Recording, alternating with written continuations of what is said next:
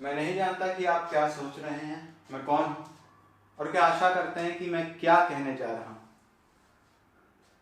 मेरे ख्याल से आपको लगता है कि मैं इस नाटक में एक निश्चित इकाई हूं, अभिनेता, प्रस्तुतकर्ता, व्यवस्थापक या कुछ और। पर मैं अपने विषय में कुछ निश्चित रूप से नहीं कह सकता, जैसे कि इस नाटक के विषय में कुछ भी निश्चित रूप से नहीं कह सकता, क्योंकि ये नाटक भी मेरी ही तरह अनिश्चित है। अब अनिश्चित होने का कारण ये हो सकता है कि,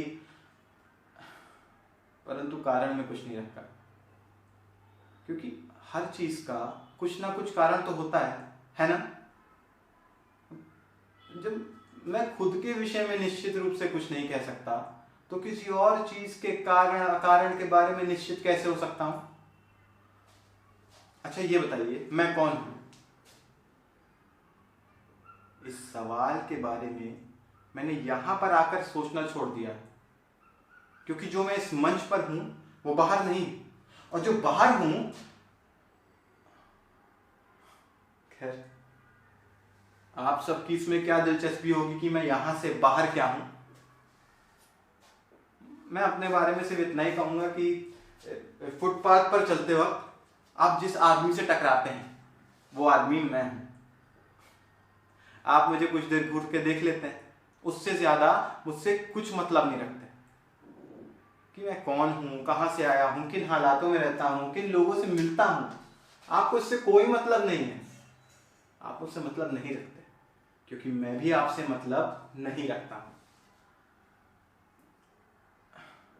आप मेरे बारे में उतना ही जानते हैं जितना मैं आपके बारे में जानता हूं, और दो टकराने वाले व्यक्ति होने के कारण हमें काफी समानता है, जैसे मुझ में और आप में और उसमें और उस दूसरे इंसान में। जी हाँ, उस दूसरे इंसान में और मुझ में।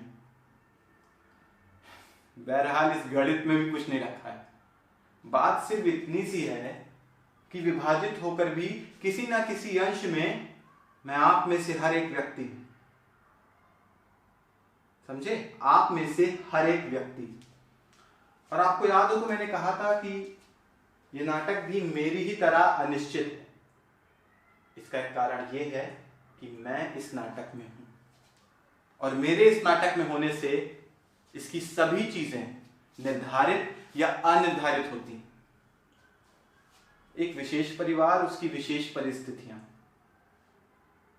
एक परिवार बदल दें तो परिस्थितियां बदल जाती हैं, पर मैं वही रहता हूं, सब कुछ निर्धारित करता है। इस परिवार की स्त्री की जगह कोई और स्त्री आए और वो किसी और तरीके से मुझे झेले,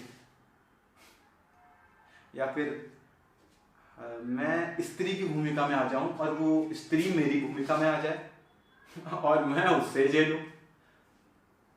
पर फिर भी अंत तक ये प्रश्न बहुत कठिन होगा कि अहम भूमिका किसकी थी, मेरी, उस स्त्री की, परिस्थितियों की, या फिर इन तीनों के बीच में उठ रहे सवालों की।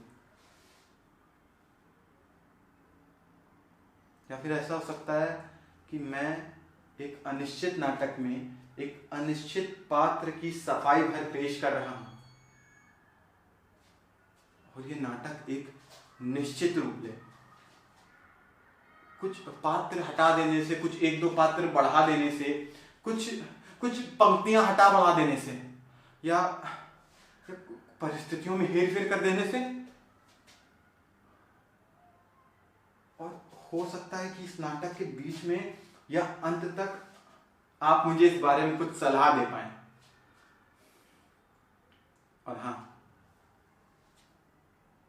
इस अनिश्चित पात्र से आपकी भेंट होती रहेगी। तो शुरू करते हैं आधे अधूरे।